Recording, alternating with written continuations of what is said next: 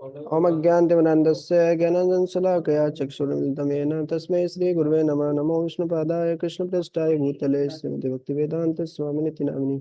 नमस्ते सरस्वती देवै गौरवाणी प्रचारिणी विश्वेशशून्यवादी पाश्चात्यदेशतारिणी। जय श्री कृष्ण चैतन्य प्रभु नित्यानंद श्री अद्वैत गदाधर शिवासादि गौर भक्तवृंदा।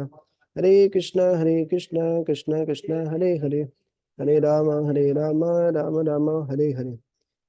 हरे कृष्ण। तो अभी आज से हम शुरू करने जा रहे हैं श्लोका लर्निंग, है ना। तो हमने अभी तक जो भी मेहनत की थी वो था फाउंडेशन, हमने हमारे नींव मजबूत की है जी, है ना। अभी उसका फायदा उठाएंगे हम। तो अभी आज शुरू करते हैं हम मंगल आरती से। तो देखिए, भक्त लोग सालों साल तक मंगल आरती गाते हैं। सुबह उठते ही 4:30 बजे टेम्पल हॉल में पहुंच जाते हैं, मंदिर प्रांगण में पहुंच जाते हैं, तो संसार दावानल लीड लोका, है ना, स्टार्ट हो जाते हैं। लेकिन बहुत सारे भक्तों को सालों साल तक गाने के बाद ये अर्थ पता नहीं होता है। उनको पूरे जो गुरु अष्टकम है उसमें किसी एक पंक्ति का अर्थ पूछ लिया जाए तो बता नहीं पाएंगे। तो देखिए, जो आचार्य गण है वो बताते हैं जब हम कुछ भी गाते हैं तो उसका अर्थ हमको पता होना चाहिए, है ना। उसमें भाव आएगा, हम क्या गा रहे हैं कम से कम ये तो पता होगा ना। और जैसे हम मंगल आरती गा रहे हैं तो जो स्पीकर जब गा रहा है तो नेक्स्ट लाइन क्या आएगी उस पर हमको मेडिटेट करना चाहिए, ध्यान करना चाहिए, तब हमारा किसी भी प्रेयर में प्रार्थना में मन लगता है।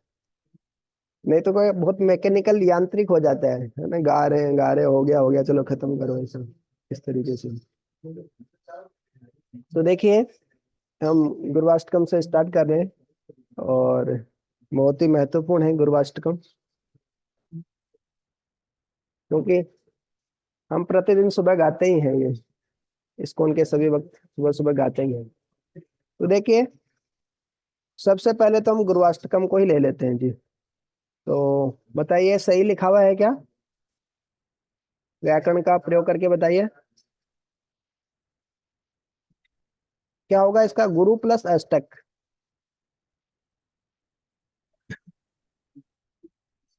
देखिए, बहुत सारे अष्टक लिखे हैं हमारे आचार्य गण, आचार्य आचार्य गण जो है, आचार्य जन जो है, उन्होंने बहुत सारे अष्टक लिखते हैं, है ना। चौराष्टकम भी लिखा है ना। दामोदर अष्टकम भी है। ऐसे ये गुरु अष्टकम है। तो देखिए, इन दोनों के बीच में जब संधि होगी तो क्या बनेगा बताइए, कौन सी संधि है ये? जसत्व संधि, यण संधि। सत्व कैसे, व्यंजन संधि कैसे होगा? देखिए, यहाँ पे स्वर, यहाँ पे स्वर। नहीं प्रभु जी। तो हाँ, ऊ का वो यण संधि। या करेक्ट, ऊ का क्या हो जाएगा, वह हो जाएगा। तो ये आधा र प्लस व, है ना, आधा व में ये व मिलेगा तो पूरा व हो जाएगा, अष्टक। तो क्या होगा,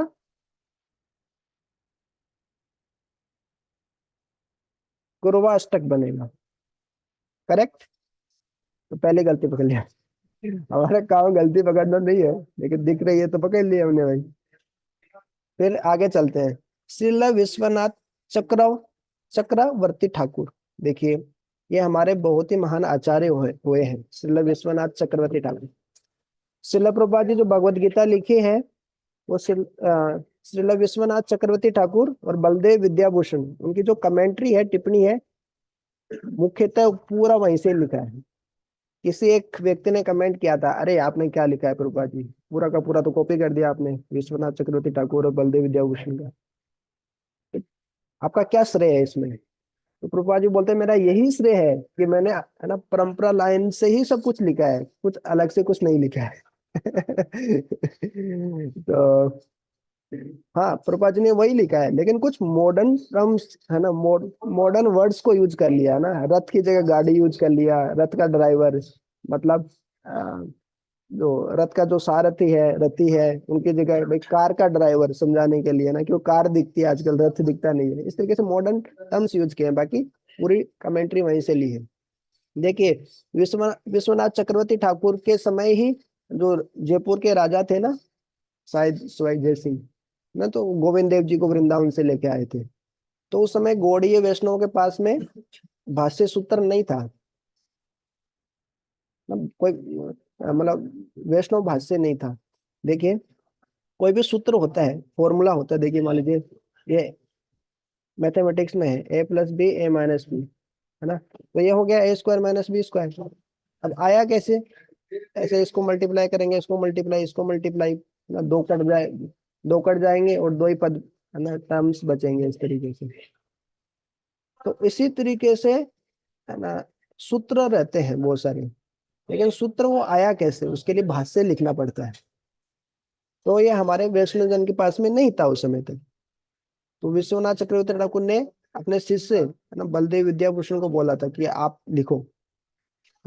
बलदेव विद्याभूषण ने बहुत प्रार्थना की थी और गोविंद देव जी की कृपा से ही उन्होंने लिखा था।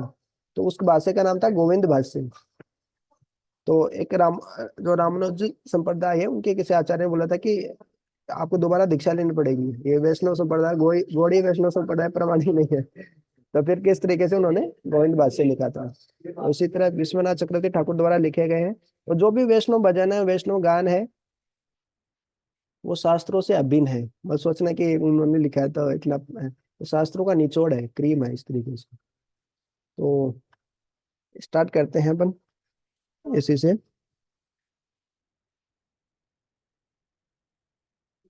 देखिए पहले श्लोक से अपन स्टार्ट करते हैं। संसार दावानल लीड लोका। संसार का अर्थ क्या होता है? भक्ति प्रेम से महाराज अक्सर बताया करते हैं वहाँ, समय के रूपेण सरती है ना, बदलता रहता है संसार, है ना, जन्म मृत्यु जरा व्याधि का चक्कर चलता रहता है, वो संसार है। दावानल, दावानल का अर्थ क्या है? देखिए दाव प्लस अनल, कौन सी संधि?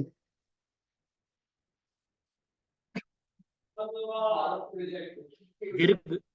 दीर्घ स्वर संधि, है ना? दीर्घ। या करेक्ट। तो दाव मतलब जंगल, अनल मतलब आग, जंगल में लगने वाली आग दावानल हो गई, है ना। समुद्र में भी आग लगती है, सुना शब्द बड़वानल,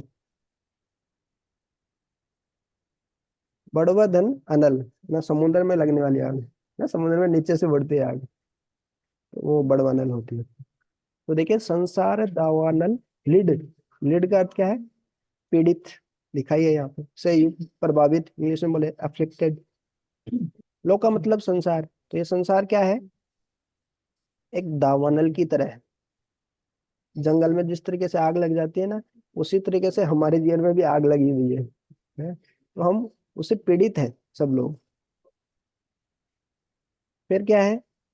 त्राणाय कारुण्य घना घनत्व। पूरी व्याकरण पढ़ चुके हैं हम, है ना, एक एक पद का हम विश्लेषण कर सकते हैं जी। त्राणाय मतलब त्राण करने के लिए, बचाने के लिए, उद्धार करने के लिए, चतुर्थी विभक्ति है। कारुण्य, करुणा से आता कारुण्य, यह पढ़ते लग गया ना, कारुण्य है ना, करुणा पूर्वक, कृपा। घना घनत्वम, कौन सा प्रत्यय इसमें घना घनत्वम में? पहले तो रिवीजन क्या था? महत प्लस त्वा, जो तद्धित प्रत्यय में जो त्वा प्रत्यय था ना, वो शब्दों में जुड़ते हैं, महत्व हो जाता है। उसी तरीके से घनागन में त्वम जोड़ा तो घना घनत्वम। घनागन का अर्थ क्या होता है? घन का अर्थ क्या होता है? बादल। बादल। हाँ, घनागन मतलब जल से भरे हुए बादल ना। बादल कैसी आवाज करते हैं जब बारिश होती है? तो घन घन की आवाज करते हैं ना, तो वही है घनागन, जल से भरे हुए बादल। प्राप्त से कल्याण गुणार्णवस्य, इसका संधि विच्छेद करेंगे, क्या आएगा? गुण प्लस अर्णव। देखिए अर्णव शब्द बहुत जगह आएगा, भागवतम के भी श्लोक याद करेंगे, उसमें अर्णव शब्द आएगा। अर्णव का क्या अर्थ है? समुद्र, सागर। तो गुणों के जो समुद्र हैं कौन? गुरुदेव। तो कुल मिला के क्या बताया? देखिए ये मान लीजिए समुद्र है, यहाँ से पानी लेके कौन आता है? बादल आता है, बादल। और क्या बुझाता है? दावानल को बुझाता वर्षा। है ना। जंगल में लगने वाली आग को बुझा सकते हैं। और जंगल में आग लग गई है तो पिचकारी लेके थोड़ी ना मारेंगे, है ना, बारिश होगी तभी तो होगा ना। वैसे ही हमारे जीवन में इतने कष्ट है जी भाई, है ना, थोड़ी ना ऐसे पिचकारी से तो काम थोड़ी होगा, हमें गुरु की कृपा की बारिश चाहिए। ना इतने पाप कर्म किए हैं, भौतिक जगत में आए हैं ना, मतलब बहुत बड़े अपराधी लोग हैं, ठीक है नहीं। तो समुद्र मतलब भगवान की कृपा, ना भगवान मान लीजिए। तो भगवान से कौन आ रहा है? भगवान के प्रतिनिधि कौन? गुरु। गुरु। और वो क्या बुझा रहे हैं? जो कर हमारा संसार पे जो चक्कर है, संसार चक्कर है, या हमारे जो कष्ट है ना, दावानल से जो पीड़ित, उनसे हमको निकालने वाले हैं। तो इस तरीके से इसमें उपमा के माध्यम से तुलना की है कि संसार है ना, भौतिक अस्तित्व रूपी जो, संसार का, जी प्रभु जी एक बार रिपीट, संसार का आपने क्या बोला था? समय रूपी क्या बता रहे थे? सम्यक रूपेण सरती, सम्यक रूपेण समय सरती। रूपे। देखिए इसमें सम उपसर्ग हो गया। सम उपसर्ग तो हम पढ़े हैं ना, उपसर्ग तो पढ़े ही हैं हम। फिर श्री यस। धातु रहती है इसमें, श्री धातु से बनता है सरती। सरती में तो बदलता रहता है। तो सम का अर्थ हम देखे ही हैं, है ना। सम का अर्थ होता है सम्यक रूपेण, अच्छे से, जो है ना, अच्छे से बदलता रहता है संसार, है ना। तो बेसिकली बदलना क्या है? जन्म मृत्यु जरा व्याधि वही बदलती रहती है, तो ये है संसार। तो फिर देखिए, वंदे गुरुहो श्री चरणारविंदम। देखिए इसमें भी बहुत सारे कंट्राडिक्शन आते हैं, बहुत सारे, है ना, ऐसे बोलना नहीं चाहिए। भक्त लोग, है ना, क्लास देते हैं, देखिए जी, गुरु हो, है ना, ये क्या है? बहुवचन है, बहुत सारे गुरुओं को हम प्रणाम कर रहे हैं जी, ऐसे बोलते हैं। सही है क्या? गुरु बहुवचन है क्या? नहीं। नहीं। तो गुरुओं के शब्द रूप हम देखें ना, गुरु है गुरुम, गुरुना गुरुवे, फिर गुरु हो, इस तरीके से। ये है क्या?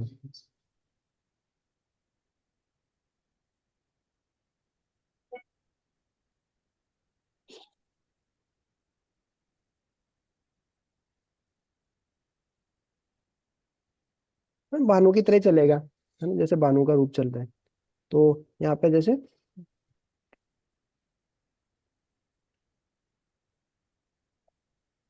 पेंसिल लेते हैं, पेंसिल से देखते हैं भाई। हाँ, तो ऐसे ही चलेगा। गुरु के रूप कैसे चलेंगे?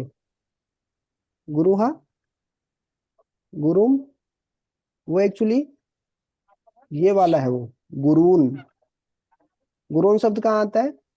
श्री गुरून वैष्णवांश, जो हम मंगलाचरण बोलते हैं ना स्टार्टिंग में, उसमें ये गुरून शब्द आता है, ये है बहुवचन। हम बहुत सारे गुरुओं को प्रणाम कर रहे हैं जी। वो डिसाइपल कोर्स में भी पढ़ाते हैं, आप लोग डिसाइपल कोर्स किए होंगे तो पता होगा, है ना, कि श्री गुरून वैष्णवांश, मतलब बहुत सारे गुरुओं को प्रणाम कर रहे हैं। लेकिन जो गुरु है, वंदे गुरु हो श्री चरणारविंदम, वो बहुवचन नहीं है। गुरु हो मतलब गुरुना गुरुवे और गुरु हो। गुरु हो मतलब षष्ठी व्यक्ति, गुरु के चरणों में, इस तरीके से।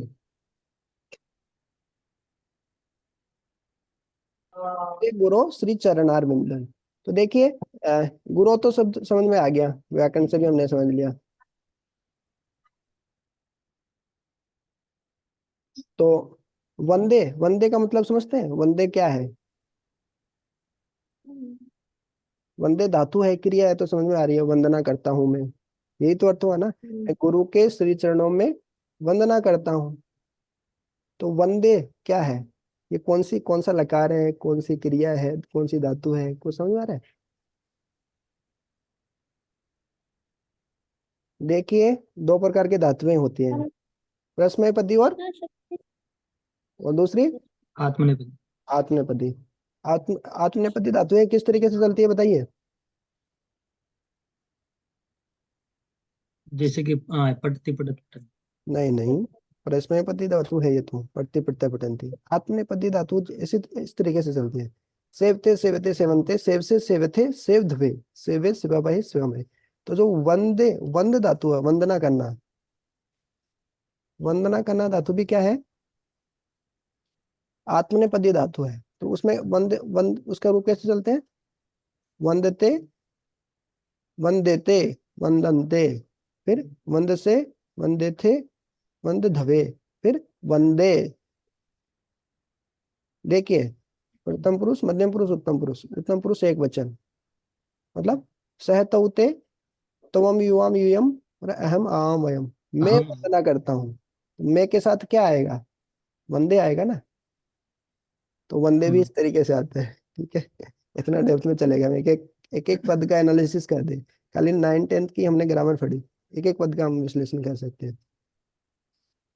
तो देखिए, ऐसे गुरु के श्री चरणों में मैं वंदना करता हूँ। समझ में आ गया, सिंपल है।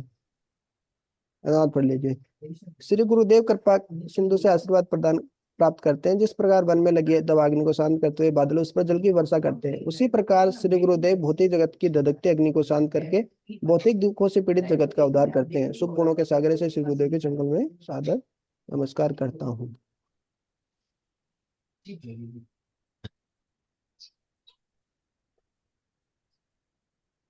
देखिए, नमस्ते शब्द है ना, नमः, नमस्ते का क्या अर्थ होता है? संधि विच्छेद करेंगे तो क्या आएगा? नमोदन्ते। ये सदिक का मतलब क्या है ना, विसर्ग का सा हो गया, विसर्ग। है ना। क्योंकि विसर्ग के बाद में जब भी वर्ग का प्रथम या द्वितीय वर्ण आता है तो कौन सी संधि होती है? वही सत्व या सत्व है। और तृतीय चतुर्थ पंचम वर्ण आता है तो रुत्व हो जाता है, या वो, है ना, या उत्व भी हो जाता है कई बार। और दोनों जगह पहले भी ए है बाद में भी ए है तो उत्व हो जाता है ना। उसका जो पूर्वाग्रह बन जाता है। रुत्व में क्या रहता है? विसर्ग से पहले ए आ को छोड़ के दूसरे वर्ण होने से, इस तरीके से। तो नमः ते का अर्थ क्या होता है? अस्मद और युष्मद शब्द हमने देखे थे। तवम युवाम यूयम, इस तरीके से चलते हैं ना। अहम आम अहम माम मया मयम मत मम मयिरे, इस तरीके से त्योहार मना के याद किया था। इसी तरीके से जो युष्मद शब्द है तवत, वो कैसे चलते हैं? देखिए दिखा देता हूँ, हमको कंफ्यूजन हो रहा होगा। शब्द रूप तो ये हमने यहाँ पे देखे थे।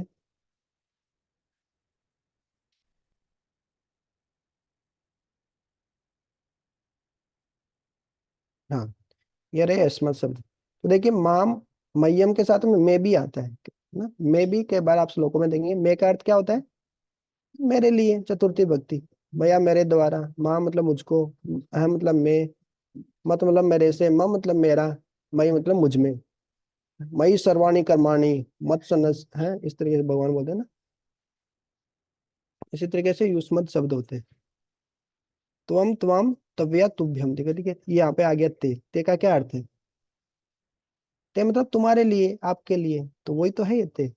नमः ते मतलब मैं आपको नमस्कार करता हूँ, आपके सामने झुकता हूँ। ये होता है नमस्ते का अर्थ, प्रणाम करना। फिर देखिए, महाप्रभु, देखिए एक चीज और इसमें बताने में भूल गया। देखिए दावानल, विश्वनाथ चक्रवर्ती ठाकुर ने संसार को दावानल से क्यों तुलना की है? क्या मन से ही लिख दिया क्या कुछ ऐसा? कुछ नहीं।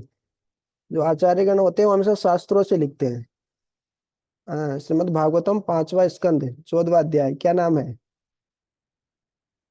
मेटेरियल फॉरेस्ट करके है ना। भौतिक जगत को जंगल से तुलना किया है ना उसमें, किया कि नहीं किया? तो उसमें क्या बताते हैं कि देखिए जी, हमारी जो इंद्रियां हैं सारे, जो है ना, हाथ मतलब कर्मेंद्रिया, ज्ञानेंद्रिया, आंख, नाक, कान, त्वचा, ये सब क्या है? बोले ये चोर डाकू डकैत ये सब है। बोले क्यों? क्योंकि हमारी बुद्धि को हर लेते हैं। जिस प्रकार चोर होते हैं वो क्या करते हैं? धन को हर लेते हैं। उसी प्रकार से हमारी इंद्रियां इंद्रियों के विषय में जब लगी रहती है तो हमारे आध्यात्मिक ज्ञान को हर लेती है। इस तरीके से पूरा डिटेल में बताया हुआ है भागवतम के 5वें स्कंद के 14वें अध्याय में। और बता रहे कि जो हमारे बच्चे हैं, पत्नी है ना, वो खतरनाक खूंखार जानवर की तरह है। बोले जेकाल्स एंड फॉक्सेस, है ना, हाँ, गिद्दड़ और लोमड़ियों की तरह बोले। और क्या होता है जंगल में? और क्या क्या चीज होती है? जंगल में रहेंगे, कहीं बाहर है तो क्या होता है? मच्छर काटते हैं ना। मच्छरों की तुलना की है एनवियस पीपल, ईर्ष्यालु लोगों से।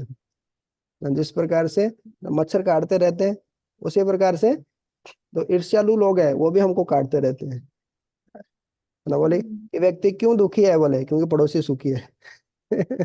दुखी होने के कारण ऐसा नहीं कि रोटी कपड़ा मकान नहीं है ना, पड़ोसी सुखी है इसलिए व्यक्ति दुखी है। बोले और क्या बताते हैं उसमें? इसी तरीके से बहुत कुछ बताते हैं ना। पाइथन, अजगर से तुलना करते हैं नींद को, है ना। कि अजगर को देखा ना कि पूरे इंसान को निगल जाता है, उसी तरीके से नींद है ना, व्यक्ति सोता ही रहता है, आहार निद्रा भय में तो इस तरीके से। और समय को सांप से तुलना किया है, सांप निकलता है ना, धीरे धीरे हमारा समय बीतता जाता है, धीरे धीरे करके निकल जाता है। उसी तरीके से सांप भी किसी चूहे को खाता है, किसी को आता है तो एकदम से नहीं खा जाता है, धीरे धीरे खाता है ऐसे। तो इस तरीके से बहुत सारी उसमें तुलना की गई है, उपमाएं की गई है, उपमाएं दी गई है तो समझने के लिए। तो यहाँ पे इसीलिए विश्वनाथ सत्य ठाकुर ने है ना संसार को दावानल से तुलना की है, जंगल में लगने वाली आग से। हाँ, तो अभी हम देख रहे थे ये वाला श्लोक, दूसरे नंबर का श्लोक। तो देखिए, महाप्रभु कीर्तन नृत्य गीता, महाप्रभु गुरु की तरह ही प्रभु के शब्द रूप चलते हैं ना, गुरु हो, प्रभु हो, प्रभु के, महाप्रभु के कीर्तन नृत्य गीत वादित्र मतलब वाद्य यंत्र, माद्यन मनसो रसेना। देखिए माद्यन कहाँ से आया, माद्यत, माद्यत से आया माद्यन, कौन सी संधि हो गई, व्यंजन संधि। जब भी वर्ग का प्रथम वर्ण कोई भी वर्ग का प्रथम वर्ण होता है और उसके बाद में जो लास्ट के वर्ण होते हैं है ना, म या न, इस तरीके से जो तो प्रथम वर्ण भी किस में बदल जाता है, लास्ट के वर्ण में बदल जाता है। ये व्यंजन संधि में हमने देखा था एक नियम। तो माध्यन मनसह रसेना, मन से भी हमने देखा था, अपने शब्द रूप देखा होगा। तो मनस, मनस जो शब्द है उसके शब्द रूप चलते हैं ऐसे, मन मन, मनसा मन से, फिर पंचमी और षष्ठी में चलता है मनसह। तो मनसह से मनसो हो गया, कौन सी संधि हुई बताइए, विसर्ग के पहले ए है और विसर्ग के बाद में ए है, मतलब ए नहीं है लेकिन यर लव है या घोष वर्ण में से है, तृतीय चतुर्थ पंचम वर्ण में, तो कौन सी संधि होती है, उत्व संधि। उत्व संधि में तो होता ही है, विसर्ग का उ हो जाता है, फिर ए और उ मिलके ओ हो जाता है, मनसो रसेना। तो मन से का क्या है, मन के, मन के द्वारा या मन से, रसेना है ना, रामेण तृतीय व्यक्ति को वचन, रस के द्वारा क्या होता है, गुरु में क्या क्या होते हैं, रोमांच, जो अष्ट सात्विक विकार जो बोलते हैं, रोमांच होता है, कंप, अश्रु, कंपन होता है, अश्रु, कंपाश्रु हो गया, दीर्घ स्वर संधि हो गई ना, अश्रु तरंग, आंखों की लहर आती है, तरंग, समुद्र में जैसे लहर आती है वैसे आंसुओं की तरंग है। वाजह मतलब वो ऐसा महसूस करते हैं गुरु जी है ना, तो ऐसे गुरु के मैं चरणों में वंदन करता हूँ है ना। अब बोले सुबह उठते भगवान के सामने गुरु जी की महिमा क्यों गा रहे हो, वाले अल्टर खुला है भगवान सामने, हम लोग गुरु जी की महिमा क्यों गा रहे हो, क्यों, क्योंकि सब बहुत सारे श्लोक है ना, यस्या देवे परा भक्ति यथा देवे तथा गुरु, जितनी भगवान की भक्ति जरूरी है उतनी गुरु की भक्ति भी जरूरी है। क्यों, भगवान सीधा आके आपको करेक्शन नहीं देते, गुरु ही देते हैं, है कि नहीं। तो 50-50% जरूरी है रेलवे के दोनों ट्रैक। तो गुरु के, भगवान के प्रतिनिधि हैं गुरु जी, गुरु जो है।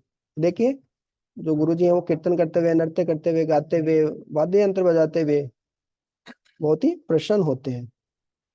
और इस पर महाप्रभु के आंदोलन में है ना, महाप्रभु के जो आंदोलन है उसमें मनसा रसिना, और मन के द्वारा इस रस से क्या होता है, उनमें रोमांच, कंपाश्रु, कंपन, अश्रु तरंग है ना, ये सब वो महसूस करते हैं। ऐसे गुरु के चरणों में मैं वंदन करता हूँ। ये हो गया दूसरा श्लोक हमारा। तीसरा श्लोक तो देख ही लेते हैं। श्री विग्रह आराधन नित्य नाना, विग्रह की वो आराधना करते हैं नित्य, नित्य रूप से, नाना मतलब नाना प्रकार से, विभिन्न तरीके से उनका श्रृंगार करते हैं। फिर से देखिए क्या हुआ, ये तत् है, सहतोते साते ता तत्ते तानी पढ़ा ना, तत्, तत् मतलब वह, यत मतलब क्या होता है,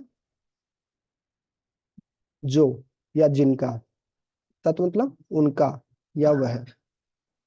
तो वो क्या करते हैं, गुरु जी क्या करते हैं, वह मंदिर मार्जन आदो,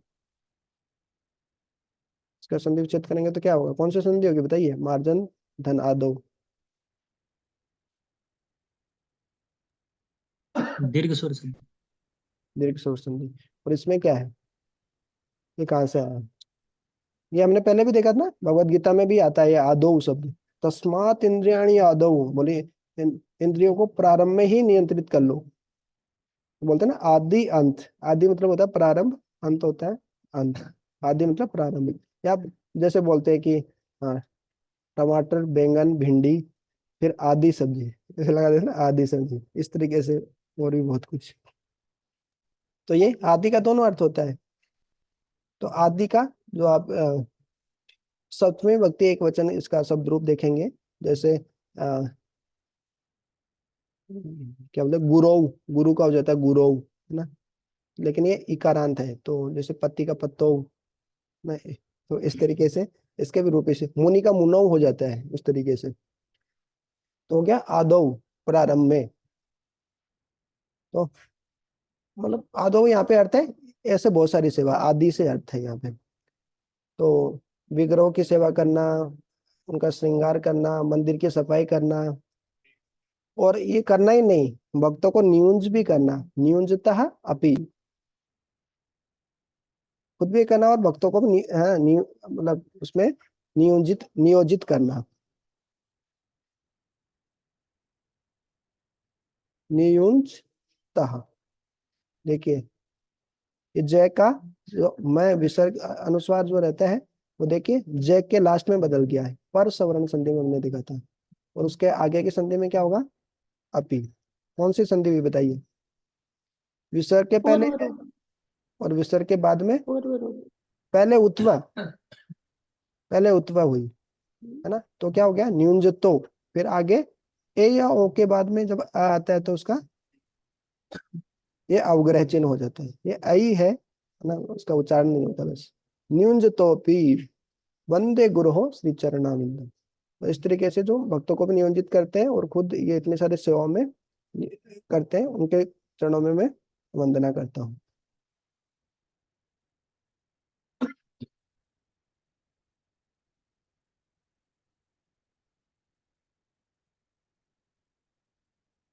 देखिए, चतुर्विधा क्या होगा संधि विच्छेद, चतुहदन विद, समझ में आ रहा है ना। विसर्ग के पहले आ को छोड़ के कोई दूसरी स्वर हो और उसके बाद में, है ना, घोष वर्ण आए या य लव आए, तो क्या होता है, विसर्ग रुत्व संधि हो जाती है, विसर्ग का र हो जाता है। तो क्या हो गया, चतुर्विद, मतलब चतुर्विधा, चार तरीकों से, चार विधाओं से क्या होता है, श्री भगवत प्रसाद। श्री भगवत मतलब श्री भगवान का प्रसाद। स्वादवन, स्वादवन का संधि विच्छेद बता दीजिए आप तो, संधि का नाम बता दीजिए।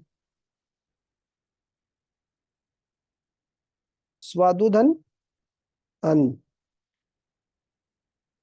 बोलते हैं ना, भागवत में आता है ना, स्वादु स्वादु पदे पदे, ना पग पग पे, ये बहुत ही स्वादिष्ट पद्धति है बोले कृष्ण महानवरित, बहुत अच्छी पद्धति है बोले, स्वादु स्वादु पदे पदे, भागवत में शुरू में ही आता है ना इसमें। तो स्वादु मतलब स्वादिष्ट, अन मतलब वहां पे स्वादिष्ट नहीं होगा, हर पद पद पे स्वादिष्ट, कृष्ण महानवरित, स्वादिष्ट मतलब मधुर प्रोसेस है, मधुर प्रक्रिया है। यहाँ पे स्वादु अन है, तो मतलब अन तो स्वादिष्ट ही होगा। तो स्वादु अन तृप्तान हरि भक्त संगान, हरि भक्तों के संग में।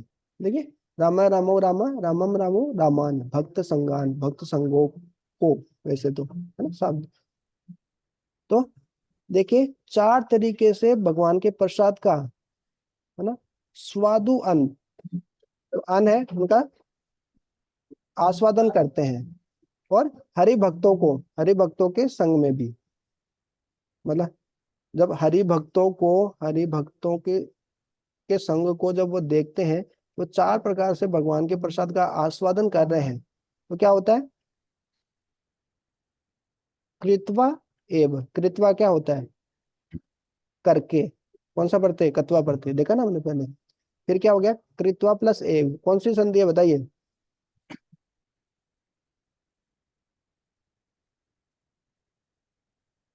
डबल मात्रा, कौन सी संधि। गुण, अरे गुण कहाँ से, गुण में तो क्या होता है, महा प्लस इस ये मह, ये वृद्धि वृद्धि। वृद्धि संधि, करेक्ट। वृद्धि। ए के बाद में ए आता है तो वो डबल हो जाती है मात्रा। तो देखिए, वृद्धि संधि है, कृत्वा धन एव। तो इस प्रकार करके, ए मतलब निश्चय ही, या इस प्रकार, है ना। तो इस प्रकार करके क्या होते हैं, भक्तों को, जब भक्तों को गुरुदेव जब देखते हैं कि भक्त हैं, वो चार प्रकार से श्री भगवत प्रसाद का आस्वादन करके तृप्त हो रहे हैं, संतुष्ट हो रहे हैं, तो वो भी क्या संतुष्ट हो जाते हैं। भक्तों की खुशी में भाई हमारी खुशी। तो भक्तों को इस तरीके से 4 प्रकार के प्रसाद का आस्वादन करके गुरु भी क्या होते हैं, प्रसन्न हो जाते हैं। ऐसे है ना, भजन करने वाले हमेशा, भजन करने वाले जो हमेशा भजन में लगे रहते हैं, ऐसे गुरु के श्री चरणों में मैं प्रणाम करता हूँ, वंदना करता हूँ। ठीक है। अब 4 प्रकार के प्रसाद कौन से होते हैं भाई? हम तो खाना खाते हैं, इसमें 4 प्रकार कौन से होंगे बताइए। गीता इंदु लेकर माता जी बता सकते हैं। हंसने वाले, चौसिया खाने वाले, चबाने वाले, पीने वाले और ठीक है। चाटने वाले, ऐसे थे भगवत गीता के 15वें अध्याय के उसमें अहम वैष्णव होता है ना, उसमें सारी चारों उसके अच्छा। पट में प्रभुपाद ने दिए। अच्छा, तो इनके उदाहरण भी बता दीजिए फिर आप। लेह में कौन से आएंगे चाटने वाले में? कोई उदाहरण? चाटने वाले, शहद ही ले लो। चाटने वाले, शहद। शहद। चरवे चटनी, चबाने वाले, उदाहरण बताइए। फ्रूट्स, रोटी। रोटी मान लीजिए, रोटी चपाती।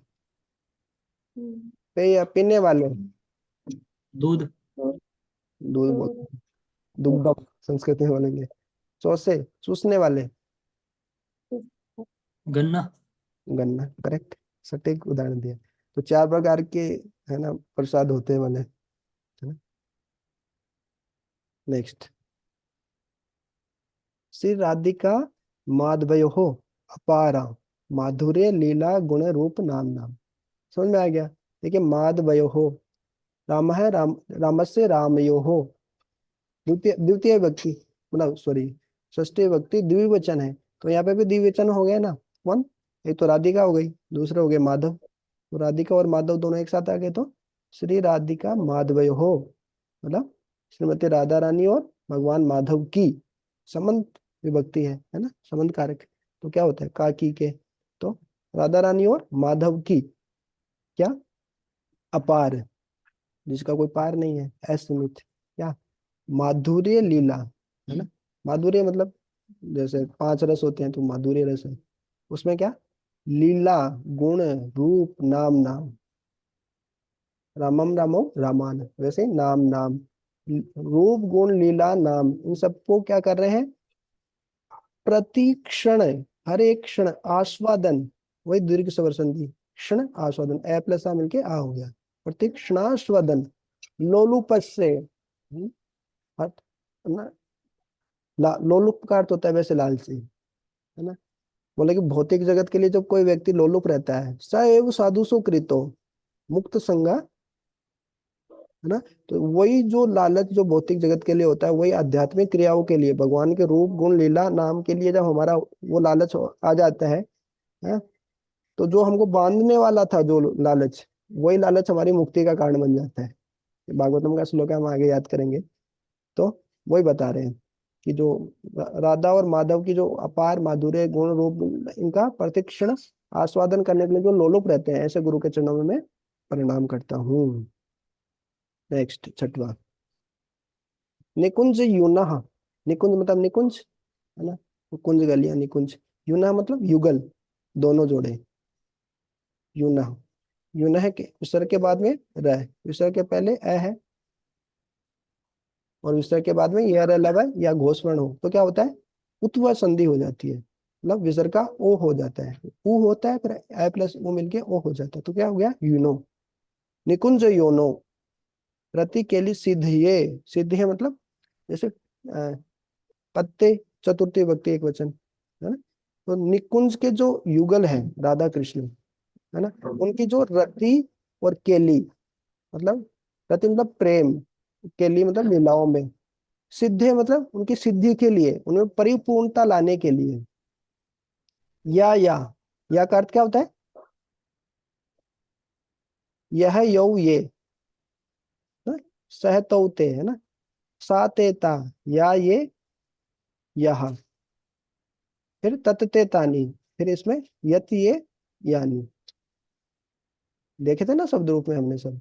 या मतलब जो, या मतलब स्त्रीलिंग में, या मतलब जो, आलिब ही, है ना, तृतीय व्यक्ति बहुवचन, आलिब ही मतलब गोपियों के द्वारा, रमा भी ही, है ना, आली भी ही, मती भी ही, इस तरीके सब रूप चलते हैं ना। तो जो जो आली भी ही मतलब गोपियों के द्वारा, युक्ति ही मतलब, देखिए यहाँ पे भी ऋतु विसर्ग संधि है, यहाँ पे भी ऋतु विसर्ग संधि, युक्ति ही, अपेक्षणीय, अपेक्षणीय में कौन सा पढ़ते हैं बताइए? अनीय, अनियर पढ़, नियर अनियर पढ़ते हैं। मतलब निकुंज युन, युन मतलब निकुंज के जो युगल है राधा कृष्ण है, उनकी जो प्रेम लीलाओं में परिपूर्णता लाने के लिए, परफेक्शन लाने के लिए, जो जो लीला करते हैं उन्हें परिपूर्णता लाने के लिए गोपियों के द्वारा जो जो युक्ति, है ना, जो जो व्यवस्थाएं, जो जो युक्ति, है ना, अपेक्षणीय मतलब वांछित है, चाही गई है। अनियर प्रति का अर्थ क्या होता है ना, अपेक्षा करने योग्य या चाही गई, है ना, करणीय मतलब करना, करने योग्य, करनी चाहिए, है ना। तो इसी तरीके से जो जो अपेक्षित युक्तियां हैं गोपियों के द्वारा, है ना, किस लिए? रति के लिए सिद्धि, रति के लिए में सिद्धि प्राप्त करने के लिए, परिपूर्णता करने के लिए। उसमें क्या होता है? तत्र अति दाक्ष्यात, तत्र अति, वही दीर्घ स्वर संधि, उसमें अति दक्ष होने से क्या होता है? अति वल्लभ से, अति मतलब अति, है ना, बहुत, वल्लभ से मतलब प्रिय।